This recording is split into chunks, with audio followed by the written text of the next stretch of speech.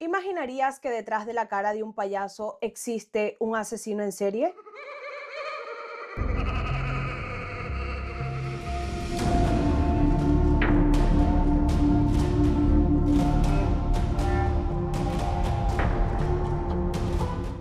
Hola, ¿qué tal amigos? Bienvenidos a mi canal de YouTube. Yo soy Baxeba Pérez y esto es un nuevo caso. El caso de John Gacy, el payaso Pogo y la casa de los horrores. Hay asesinos que atacan en la oscuridad y otros se esconden. Y luego están los que son aplaudidos, abrazados y celebrados. John Gacy no parecía un monstruo. Era un empresario, un vecino amable, un voluntario comunitario y también fue uno de los asesinos en series más prolíferos de Estados Unidos. Esta es la historia del hombre que se disfrazaba de payaso y enterraba cuerpos bajo su casa. Para entender a John Gacy hay que entender su época. Estados Unidos, años 50 y 60. Fe ciega en la familia tradicional, autoridad incuestionable del padre, represión emocional, estigmatización absoluta de la homosexualidad. Era una sociedad donde las apariencias lo eran todo, y Gacy aprendió muy pronto a vivir de ellas.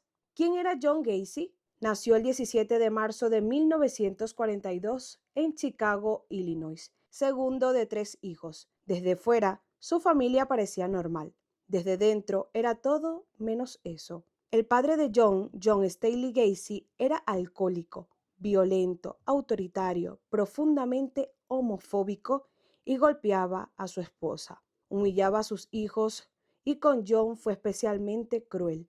Lo llamaba débil, inútil, nada de lo que John hacía era suficiente. Aquí nace una herida clave del caso. Su madre, Marion Robinson, era lo opuesto, sumisa, protectora, incapaz de enfrentarse al padre. John creció entre el padre que lo destruía y una madre que lo protegía, pero no lo salvaba. Ese desequilibrio marcaría toda su vida emocional. De niño, John sufrió problemas cardíacos, desmayos frecuentes, hospitalizaciones prolongadas, pasó largos periodos solos, sin amigos, sin aprobación paterna, aprendió a refugiarse en la fantasía y también aprendió algo peligroso, a mentir para sobrevivir. En la adolescencia tenía sobrepeso, era torpe socialmente, buscaba desesperadamente aprobación. Su sexualidad lo confundía. En una época donde ser gay era visto como una aberración, John desarrolló una vida interna secreta, cargada de culpa y odio hacia sí mismo. John descubre algo fundamental. Manipular funciona, aprende a caer bien, a decir lo correcto, a parecer confiable. Detrás empieza a desarrollar fantasías de control, dominación, humillación y nada de esto era visible aún. A los 20 años se casa, tiene hijos, se muda, consigue un trabajo. Por fuera, el sueño americano, pero por dentro, el monstruo se estaba organizando.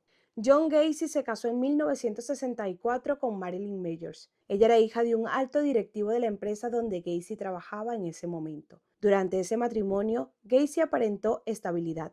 Se mudaron a Iowa, adoptaron 2 hijos, un niño y una niña. Los hijos no eran biológicos de Gacy, pero legalmente eran suyos. En 1968, Gacy fue arrestado y condenado por abuso sexual a un menor. Esto provocó su despido, el rechazo de la familia de su esposa, el divorcio inmediato. Marilyn Mayers se separó de él, se llevó a los niños, cortó todo contacto.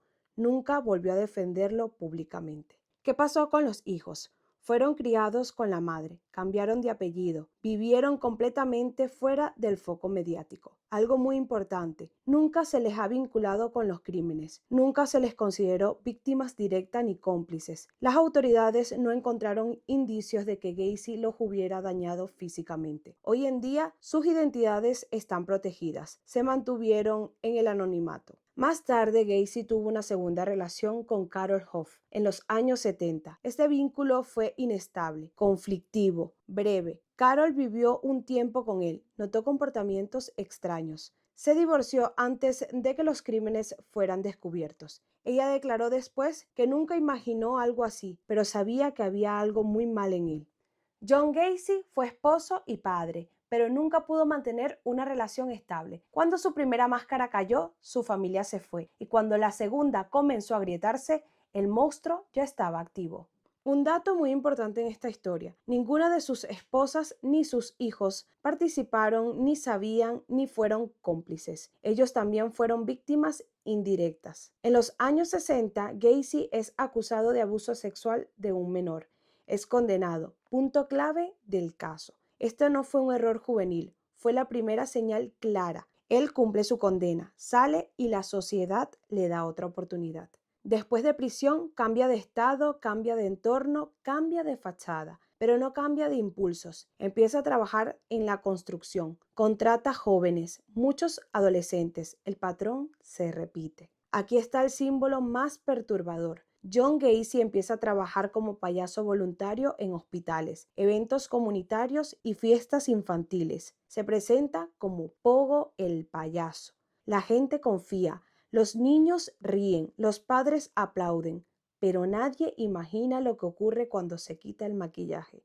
De día era empresario, vecino amable, voluntario, pero de noche era cazador, manipulador, asesino. Gacy atraía jóvenes con ofertas de trabajos, promesas de dinero. Gacy desarrolló un método basado en engaño, sometimiento, control total. Usaba esposas, trucos, autoridad psicológica. No necesitaba fuerza bruta, necesitaba confianza. Su casa en Chicago tenía un detalle clave: un espacio bajo el suelo. Ahí enterró a la mayoría de sus víctimas durante años, mientras organizaba fiestas arriba. La mayoría eran adolescentes, jóvenes, trabajadores, personas vulnerables. Muchos no fueron denunciados de inmediato. Eso permitió que Gacy siguiera matando. Jóvenes desaparecen, familias preguntan, la policía minimiza, seguro se fueron por su cuenta. Gacy sigue libre. John Gacy no nació monstruo, se construyó y el sistema lo dejó hacerlo. John Gacy no cazaba al azar, tenía un patrón claro.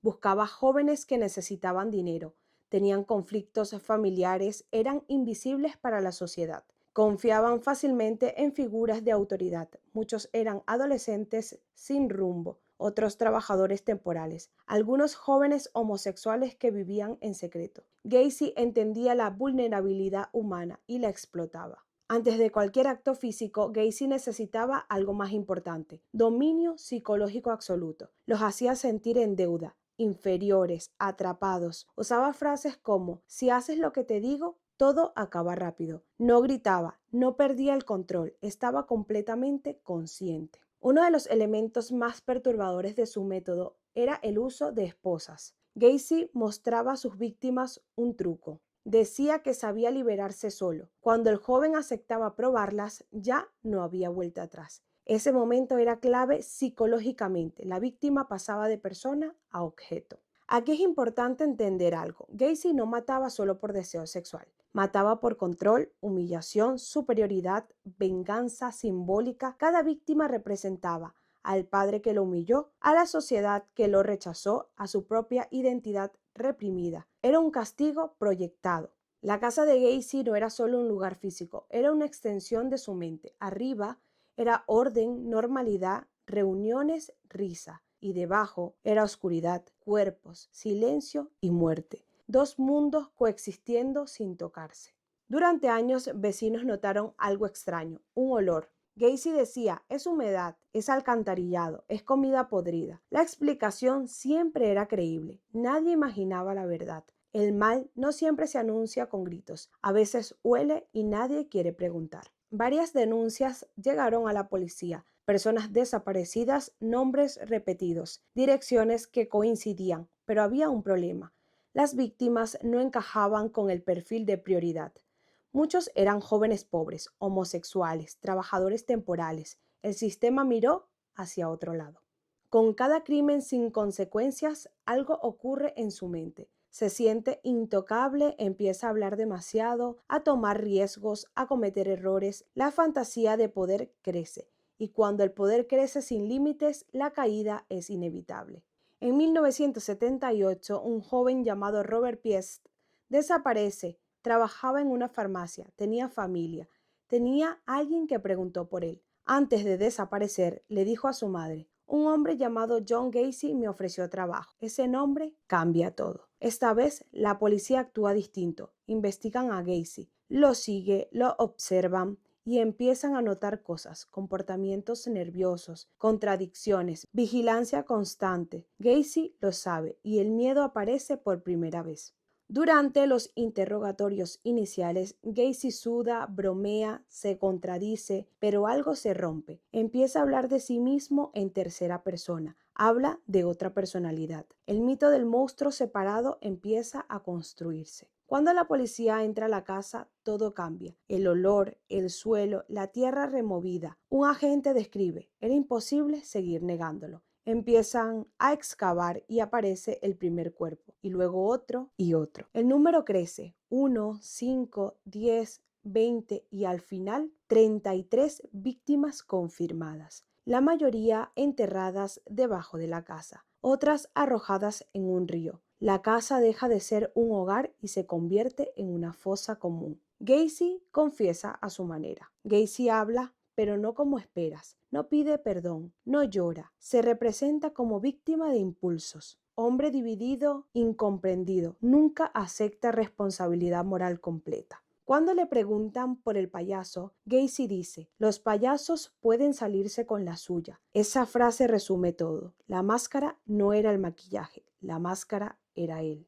John Gacy no fue invisible, fue ignorado, y mientras la sociedad miraba otra cosa, él seguía enterrando cuerpos. Cuando la policía comenzó a excavar bajo la casa de John Gacy, incluso los agentes más experimentados entendieron algo de inmediato. Esto no era un homicidio, era un cementerio. Cada cuerpo encontrado no solo confirmaba un asesinato, sino que destruía por completo la imagen pública de Gacy, el empresario, el vecino, el payaso. Todo era una mentira sostenida durante años. La vivienda de Gacy se convierte en evidencia.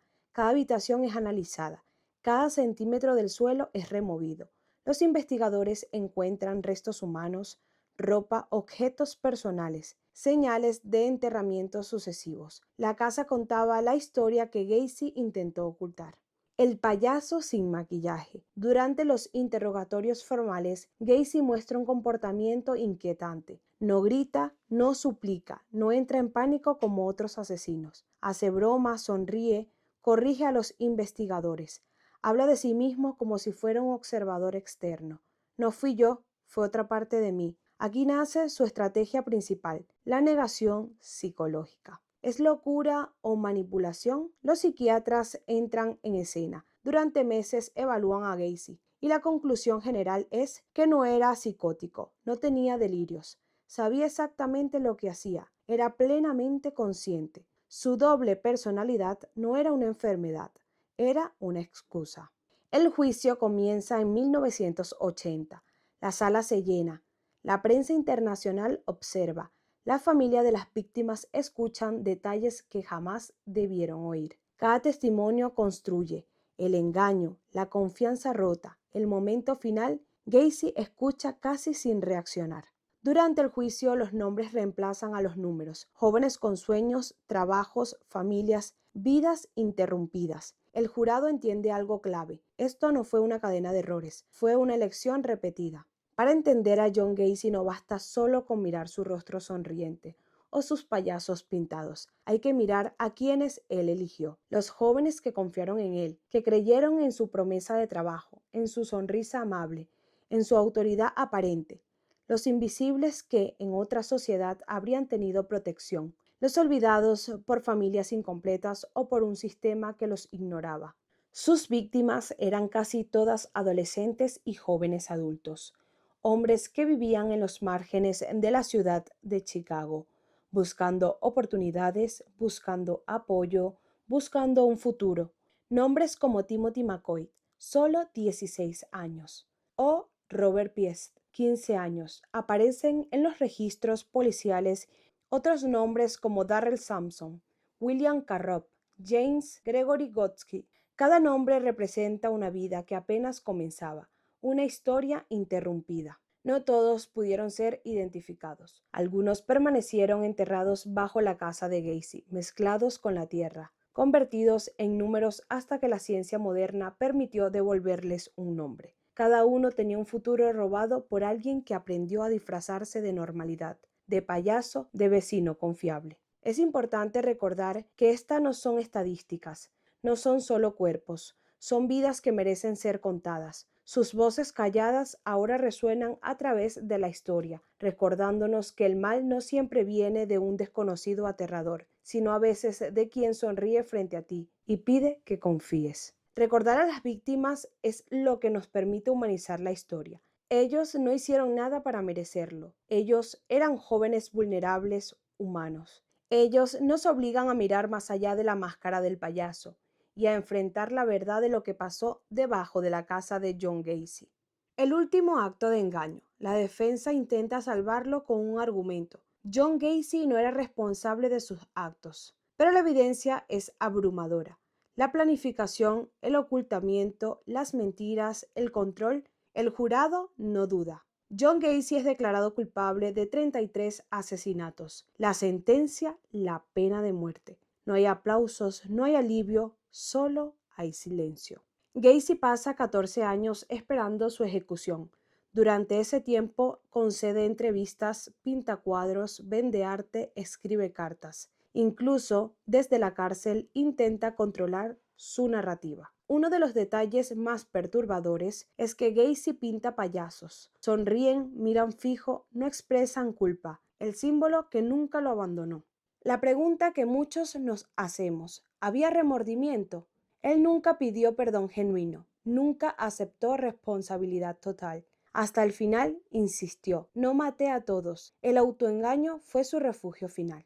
El 10 de mayo de 1994, John Gacy fue ejecutado por inyección letal. Sus últimas palabras no fueron de arrepentimiento, fueron de desafío. El payaso murió, pero el eco quedó. Tras su muerte queda una pregunta incógnita. ¿Cómo pudo hacerlo durante tantos años sin ser detenido? La respuesta no es solo Gacy, es la indiferencia, los prejuicios, el silencio. El sistema no protegió a los invisibles. John Gacy no fue un genio criminal, no fue un monstruo sobrenatural, fue un hombre profundamente dañado, con necesidad extrema de control, con odio hacia sí mismo, con una máscara perfecta. Eso lo hace más aterrador. El caso de John Gacy nos obliga a aceptar algo difícil. El mal no siempre se esconde, a veces sonríe, saluda, trabaja contigo y entretiene a tus hijos. John Gacy demostró que no todos los monstruos viven en la oscuridad. Algunos viven en casas normales, con vecinos normales, con sonrisas normales. Y mientras todos miran el maquillaje, nadie ve lo que hay debajo. Déjame saber en los comentarios qué tal te pareció este caso de John Gacy, el payaso Pogo, y cuáles son tus conclusiones acerca de este caso. Activa la campanita para que no te pierdas ningún caso. Recuerda suscribirte, darle like y comentar para más videos como este. Nos vemos en un próximo video. Chao, chao.